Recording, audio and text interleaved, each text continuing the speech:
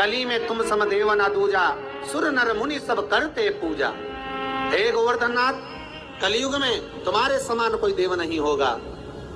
संसार के लोग आपकी पूजन कर कर सुख पाएंगे। जो आपकी परिक्रमा लगाएगा, दूध चढ़ाएगा, मनवांछित फल पाएगा। ऐसे मेरे गोवर्धन नाथ जी हैं। आप जो 4 दिवसीय, आज चौथा दिवस है लक्ष्मी पूजन का, 3 दिवसीय जो पहले पूजन कर चुके हैं, आज चौथा दिन। जो पूजन की थाली आपने सिक्के रख रखे हैं, उसी पूजन की थाली में जल का छींटा देकर रोली चावल मोली हल्दी से पूजन करना है। लाल पुष्प समर्पित करना है। साथ 2 हल्दी की गठा, 2 कमल गट्टे,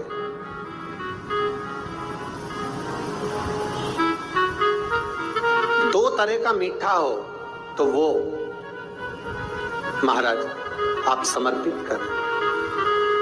2 अमरबेल के टुकड़े उस थाली में समर्पित करें और निवेदन करें माता लक्ष्मी से। 5 घी के दिए जलाएं, दीप प्रकट करें और माता लक्ष्मी की पूजन अर्चना कर कर भोग लगाकर माँ से निवेदन करें, माँ हम 5 दिवसीय आपकी आराधना कर रहे हैं जो दीप महोत्सव के रूप में।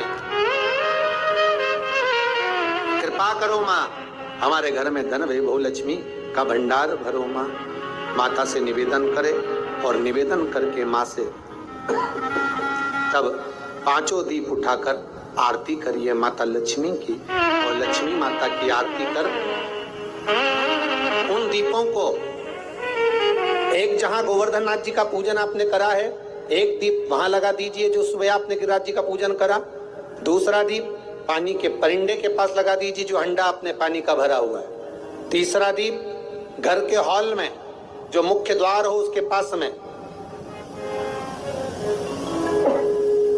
जो मुख्य द्वार हो उसके नजदीक में लगा दीजिए महाराज। चौथा दीप तुलसी के क्यारे के पास लगाइए।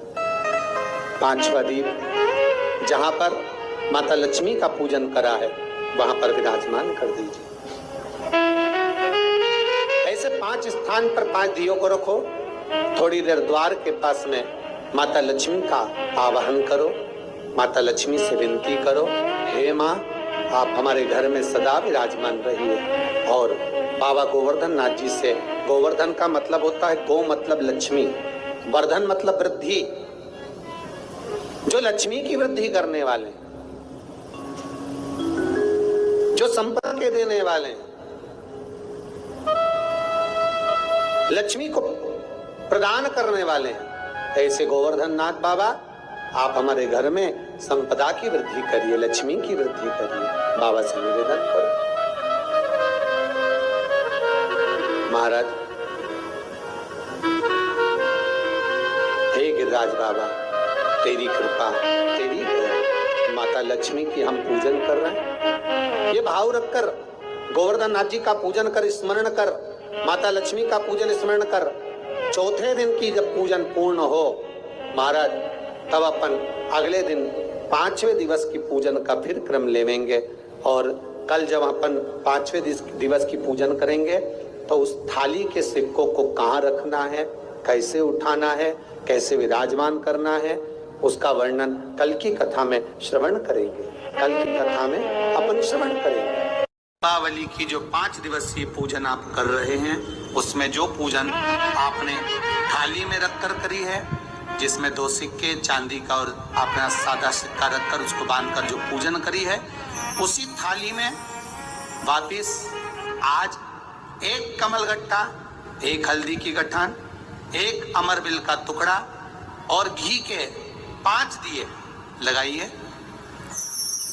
माता लक्ष्मी को पूजन कर कर कंकु, रौली, हल्दी, मौली, चंदन, चावल, मेहंदी, अबीर, गुलाल, लाल पुष्प आदि से पूजन कर कर माता की आरती करी है भोग लगाकर।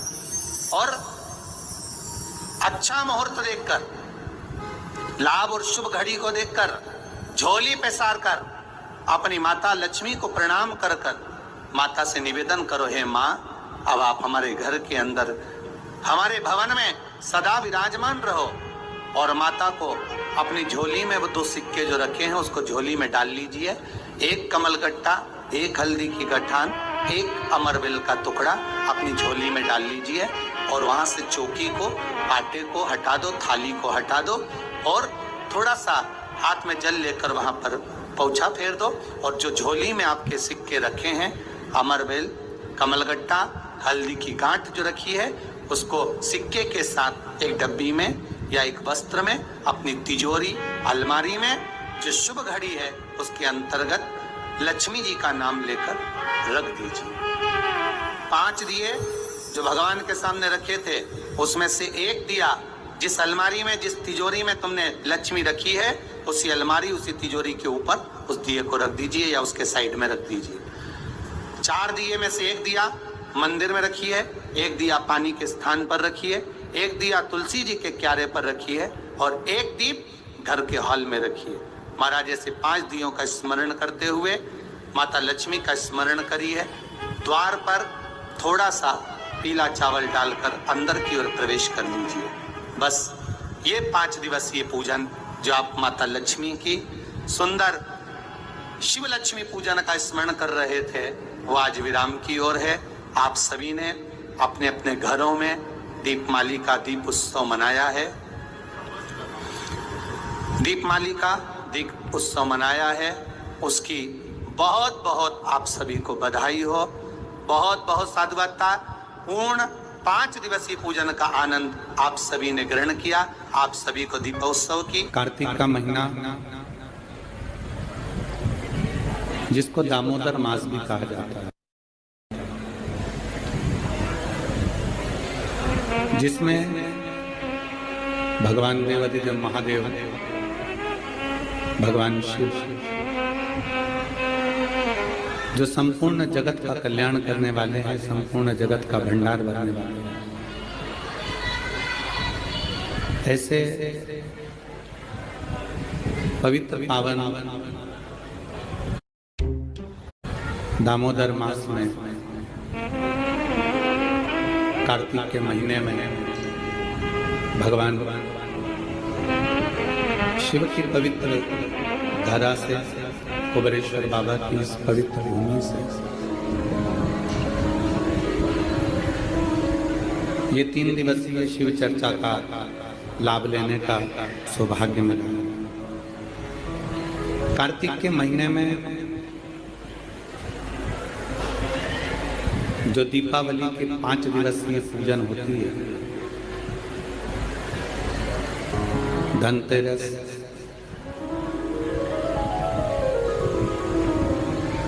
नरक चौदस, रूप चौदस, फिर रूप चौदस के बाद में दीपावली, दीपावली के बाद में गोवर्धन पूजन, फिर दूज। इससे 5 दिन तक दीपावली महापर्व को मनाया जाता है। ये तो हो गई मनुष्य की, मानव की दीपावली। इसी कार्तिक के महीने में आपके लिए और हमारे लिए भी दीपावली पर्व आता है, तो देवताओं के लिए भी दीपावली आती है। आपकी और हमारी जो दीपावली है वो ये कृष्ण पक्ष के अंतर्गत आ जाती है और देवताओं की जो दीपावली है वो शुक्ल पक्ष के अंतर्गत आ जाती है। भगवान स्वयं वेदव्यास जी महाराज ने स्कंद पुराण में, विष्णु पुराण में, कुर्म पुराण में, ब्रह्म वैवर्त पुराण में और भी अनेक पुराणों में कार्तिक के महत्व का वर्णन। किस कार्तिक की महत्वता क्या है? दामोदर मास की महत्वता क्या है? ऐसा क्या है इस कार्तिक के महीने में, इस दामोदर मास में, जिसके अंतर्गत भगवान शंकर की आराधना करी जाए, कुबेरेश्वर बाबा की आराधना करी जाए, लक्ष्मी की आराधना करी जाए, श्री हरि नारायण की आराधना करी जाए। भगवान नारायण और लक्ष्मी की आराधना कर कर हम सब कुछ प्राप्त कर सकते। क्या नहीं आने सकते? जरा विचार करिएगा, कार्तिक महत्तम के अंतर्गत एक कथा आती है। सतभामा जी ने भगवान श्री कृष्ण से पूछ लिया कि मेरा पूर्व जन्म कैसा था और मेरा कौन सा पुण्य ऐसा रहा है, मेरे कौन से पुण्य के कारण ये कल्प वृक्ष मुझे प्राप्त हुआ। ये वृक्ष तो किसी को मिल ही नहीं सकता। जो वृक्ष देवताओं के पास में है, जो वृक्ष देवताओं के पास विराजमान है, देवलोक में विराजमान है, वो कल्प वृक्ष मेरे